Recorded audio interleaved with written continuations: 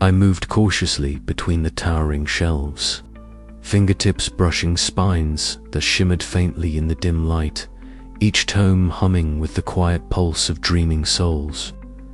My footsteps echoed softly, swallowed quickly by the vastness, and the silence pressed in, heavy and watchful. It was then, in a shadowed alcove where the light seemed to falter, that I first noticed him. A small black cat, sleek and silent, sat poised on the edge of a low shelf. His fur was so dark it absorbed the scattered glimmers of light, and his eyes glowed an uncanny green, like twin lanterns set against the gloom. For a moment, I froze, caught between fear and fascination. In all my time here, the library had felt like a place where nothing truly lived, only the echoes of souls trapped in pages. Yet here he was, alive and watching.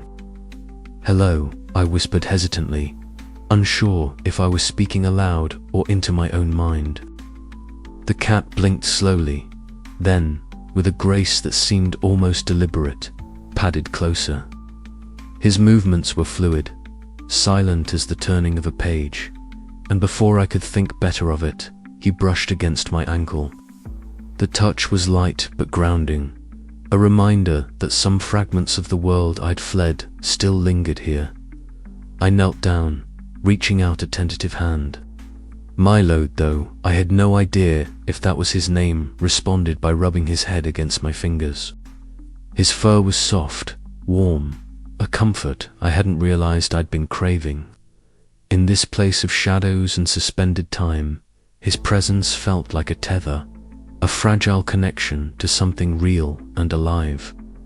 Days passed, and Milo became my silent companion. He followed me through the labyrinthine stacks, weaving between my legs as I pored over books and stepped cautiously into dream realms.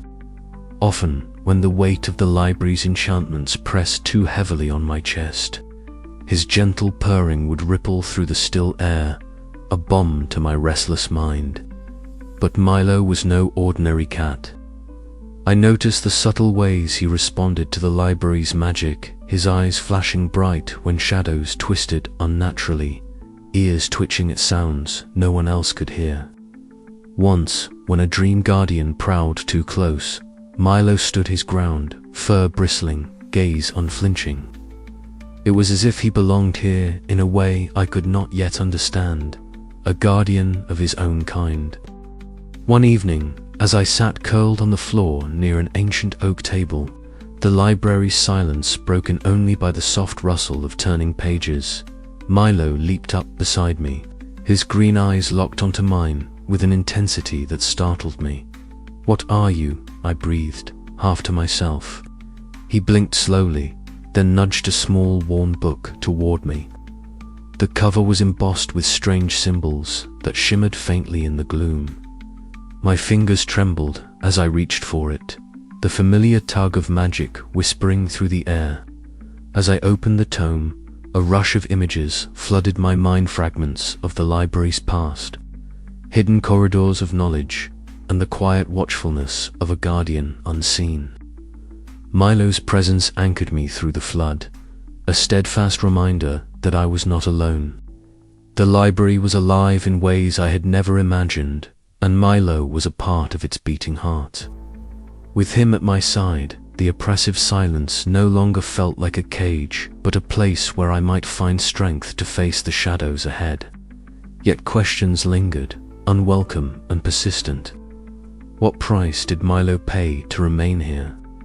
Was he a guardian sent to watch over the dreaming souls, or something else entirely, something born of the library's magic itself? And could I trust him, this quiet sentinel with eyes like emerald flames? Night deepened around me as I closed the book, Milo curling into my lap, his steady purring a lullaby against the encroaching darkness. The library awaited, vast and inscrutable, and I felt the first real flicker of hope since my arrival.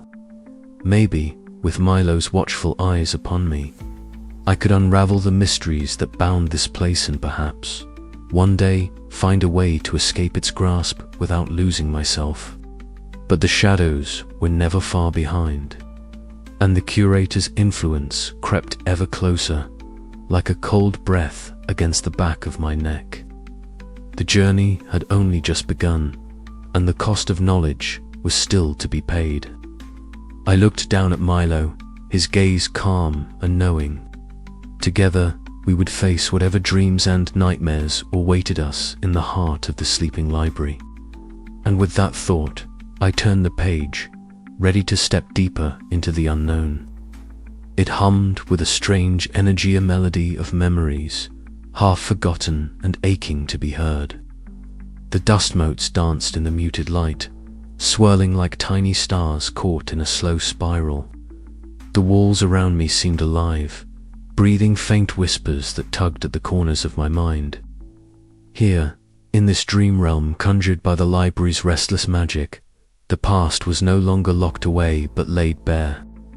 I stepped forward hesitantly, my heartbeat echoing in my ears, louder than the soft rustle of pages turning somewhere beyond the mist.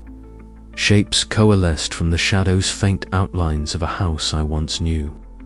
The skeletal frame of an old oak tree bending under the weight of rain, the sharp scent of damp earth and wood smoke filling the air.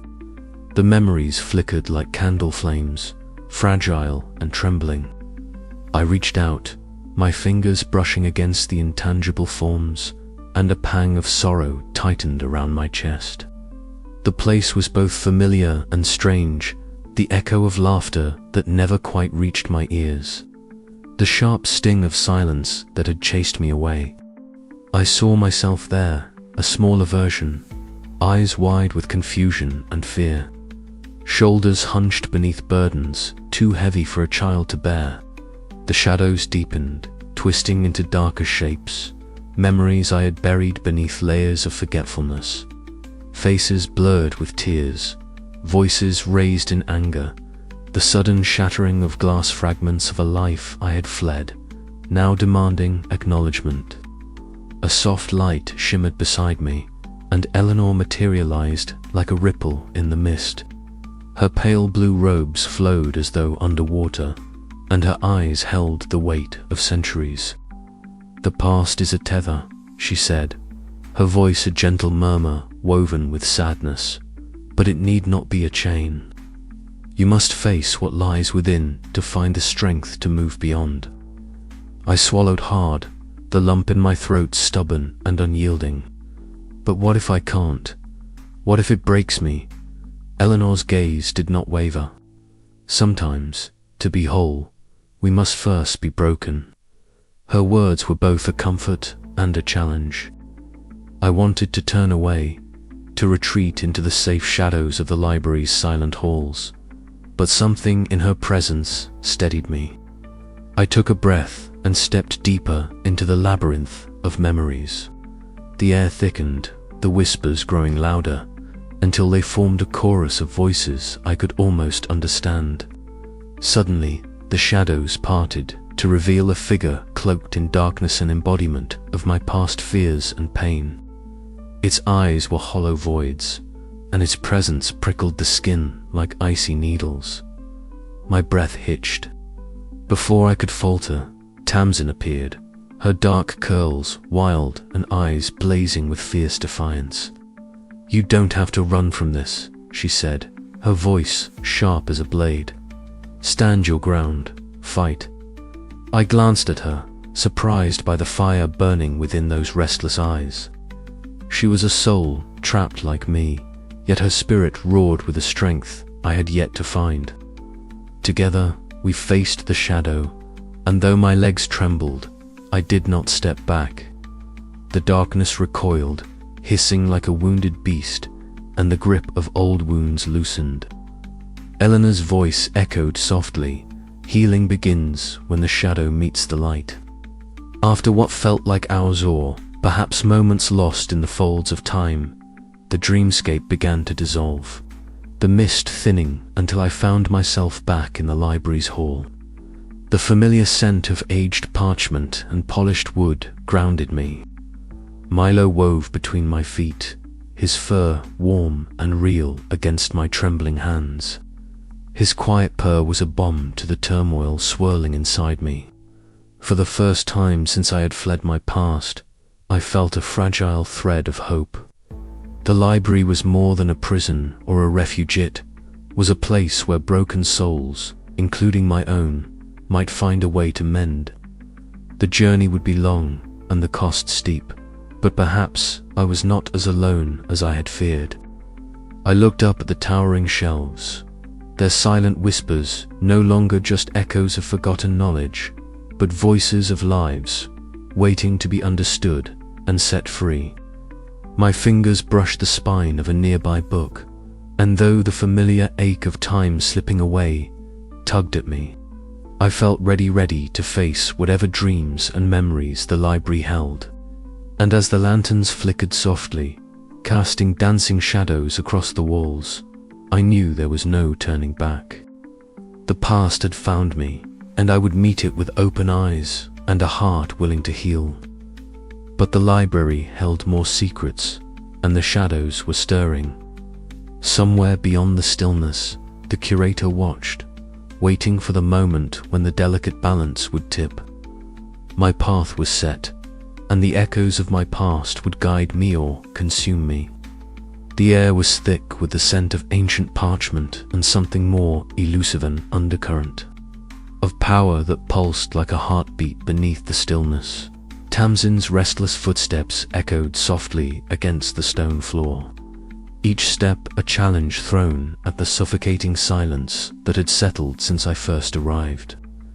"You're moving too slowly," she said, her voice sharp but not unkind. "We can't just sit here waiting for the curse to claim more of you. We have to act." I hesitated, fingers trembling as they brushed against the spine of a tome that hummed faintly beneath my touch. The cost was always there, a shadow trailing every choice I made.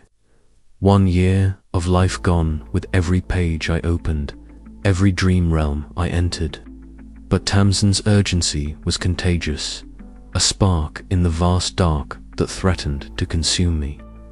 Together, we slipped into the dreamscape, the world shifting and folding around us like a living tapestry. Colors bled into one another, and the air vibrated with a strange, electric tension. We stood before a towering bookcase, ancient and worn, its shelves lined with bindings that shimmered with an otherworldly light.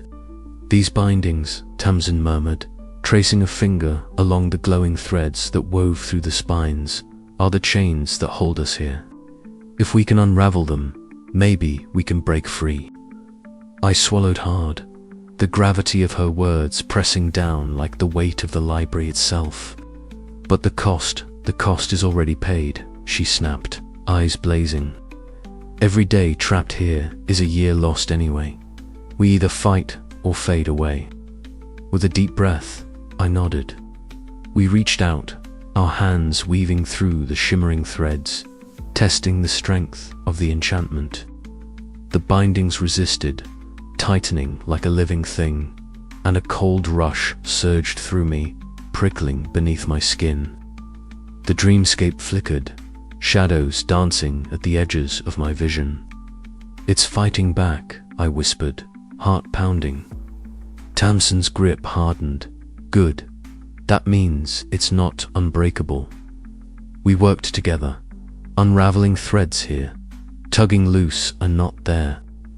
Each success was a fragile victory, but the library was watching its silence, growing heavier, more oppressive. The magic that had once felt like a refuge was now a cage tightening around us. "You can't keep being so cautious," Tamsin said during a rare moment of stillness, frustration lacing her tone. "If we don't push, we'll never get out." I met her fierce gaze, the fire in her eyes a mirror to my own fear and hope. "And if we push too hard," her laugh was bitter, "then we break something. Maybe even ourselves." The tension between us thrummed like a live wire, a clash of desperation and determination. But beneath it all was something fragiler, bond forged from shared imprisonment and the dream of freedom. Suddenly, a thread snapped beneath my fingers, and a sliver of light pierced the gloom. The bindings shuddered, revealing a glimpse of possibility, a crack in the curse. We did it, I breathed, heart leaping, but the triumph was fleeting. The dreamscape rippled with a mournful sigh, and I felt the familiar, aching drain deep within me. The price of our defiance was steep, already etched into the dwindling years I carried like a hidden wound. Tamsin's eyes softened, the fierceness giving way to a quiet understanding. "It's only the beginning," she said. As the dream realm shifted once more, I knew that the path ahead would demand more than courage. It would ask for sacrifice, trust, and the strength to face the shadows both within and without. But for the first time, the bindings felt less like chains and more like threads we might one day unravel. And so, with a cautious hope, we stepped forward into the unknown. The library's silence deepened around us, but I was no longer alone in the quiet. The journey to break the curse had begun. The glow of the dreamscape dimmed as we withdrew, the weight of our actions settling heavily upon my shoulders. Tamsin paced restlessly, dark curls catching the faint light as she muttered about risks and plans. "We can't keep this up without consequences," I warned, voice barely above a whisper. "Every time we tamper with the bindings, it takes more from me." She paused, eyes narrowing thoughtfully. "Then we need to be smarter. Find the core of the curse, the source of its power."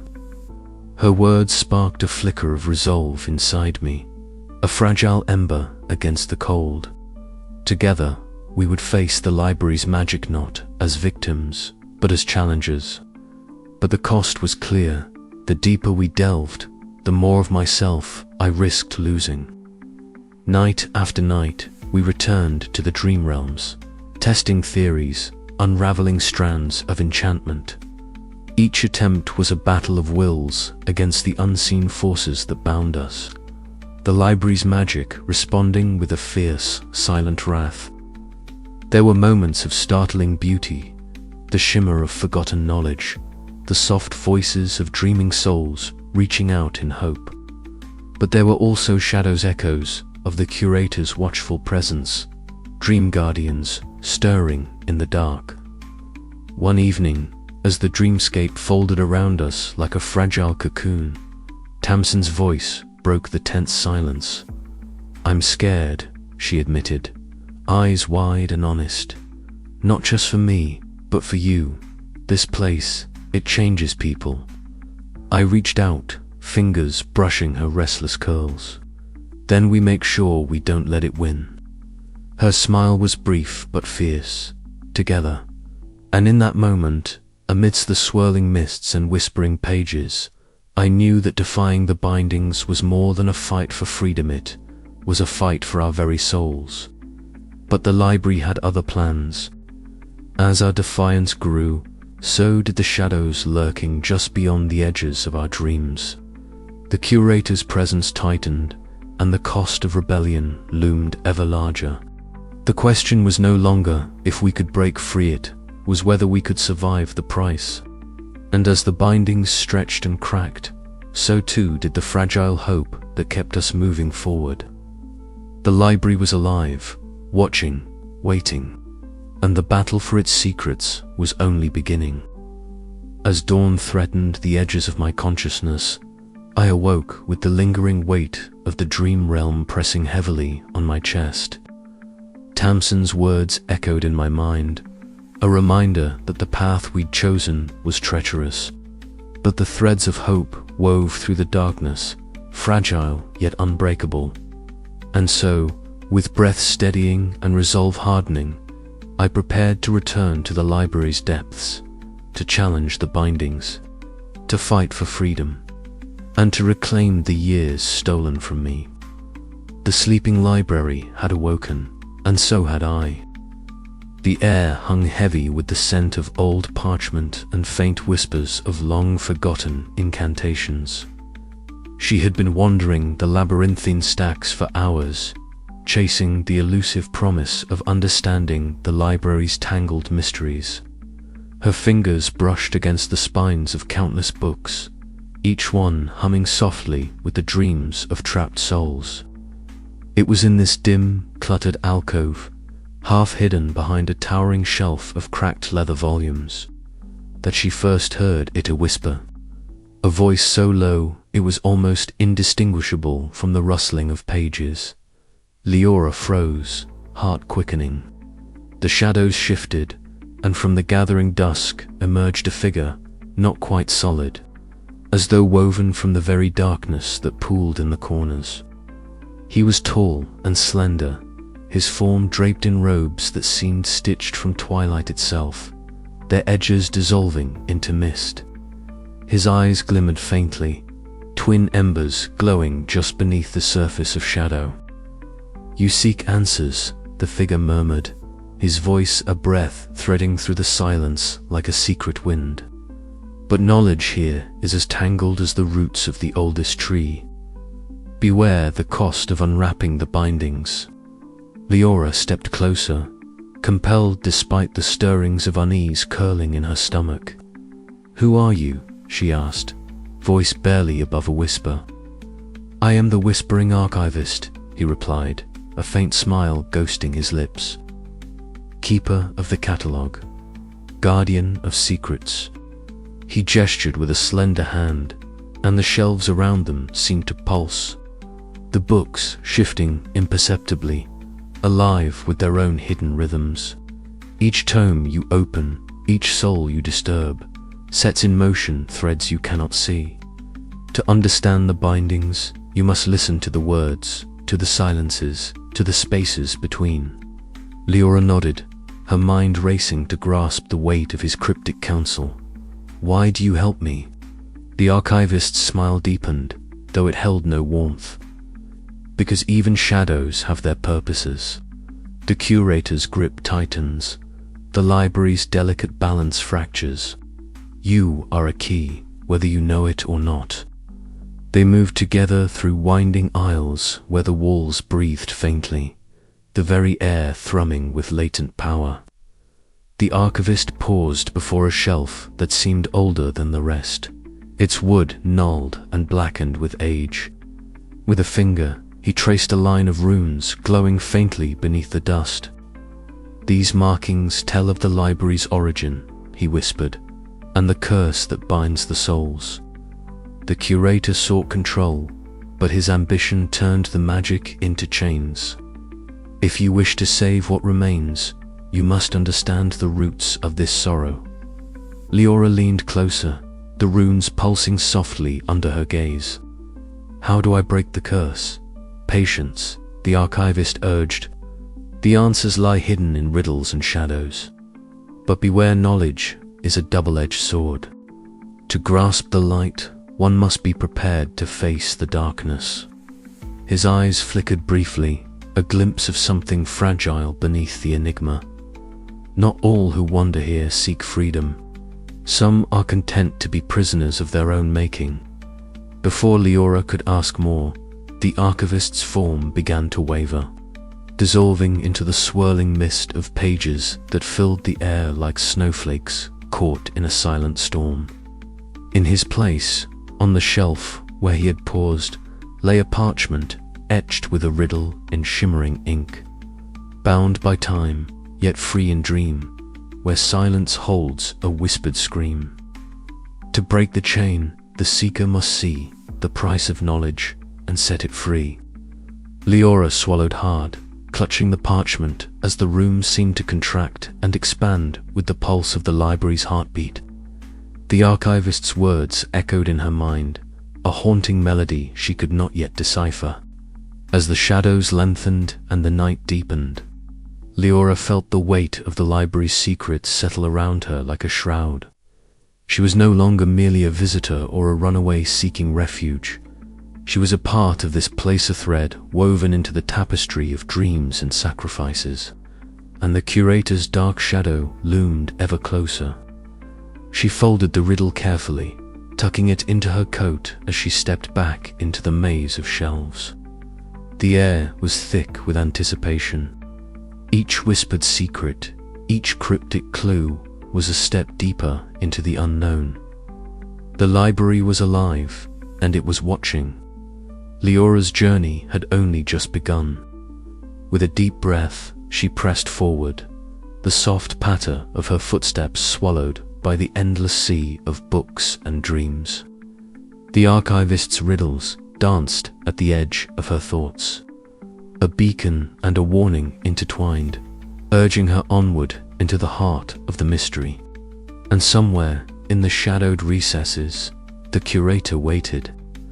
As I stepped forward, the mirrors rippled and warped, distorting my reflection into faces I barely recognized. There was the frightened girl who had run away from a life too loud and painful, her eyes wide with terror and uncertainty. Another showed a braver version, shoulders squared, eyes gleaming with determination, ready to face whatever came next. Yet another simply looked lost, swallowed by shadows and silence, as if she had already given up on finding a home. Soft whispers filled the air, voices overlapping and weaving through the cold space, echoing my doubts and fears. I reached out to touch one of the closest mirrors, and my fingertips trembled as the glass rippled beneath my skin like liquid. The reflections shifted, and suddenly I was no longer certain where I ended and the dream realm began. The boundaries between the waking world and this place felt fragile, like a thin veil stretched taut and ready to tear. The air buzzed with a strange energy, both inviting and threatening. I could almost hear the library breathing around me, its magic wrapping tightly yet protectively, a cage forged from the promise of sanctuary. A soft glow emerged from the swirling mists, and Eleanor appeared, her pale blue form shimmering like a ghost woven from moonlight. Her eyes held sadness and wisdom, and her voice was a gentle murmur that seemed to come from everywhere at once. "The library holds many truths, Liora," she said, her tone both soothing and cryptic. "It is a refuge, yes, but also a prison. To seek shelter here is to accept the cost, the fracture within yourself that must be mended or embraced." I swallowed hard, the weight of her words settling over me like a shroud. "How do I know which part of me is real?" I asked, voice barely more than a whisper. "Which reflection is the true me?" Eleanor's gaze softened. "Perhaps none, or all. You are a mosaic of choices and fears, loss and hope. The library reflects what you carry inside. To heal, you must accept every shard, even the broken ones." Before I could respond, a sudden burst of restless energy shattered the quiet.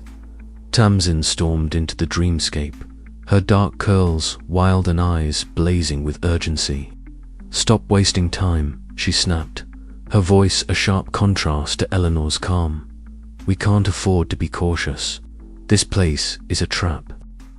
Every moment we hesitate, the Curator tightens the bindings. You have to choose, fight or surrender." Her words pierced the fragile silence, igniting a conflict between caution and courage within me. I felt the pull of the library's magic, a tether that promised safety but demanded sacrifice. My reflections flickered in the mirrors around me, each one silently pleading for a choice. "I don't want to lose myself," I whispered, "but I can't stay lost either." Tamsin's eyes softened for a moment. "Then choose to be more than a prisoner," she said, extending a hand. "We break these bindings together, or we remain shadows forever." The hall of mirrors shimmered as my reflection steadied, the fractured images slowly coalescing into a single, determined self. I stepped forward, heart pounding, ready to face whatever price the library demanded. For the first time, the sanctuary felt less like a cage and more like a crucible, shaping me into someone new.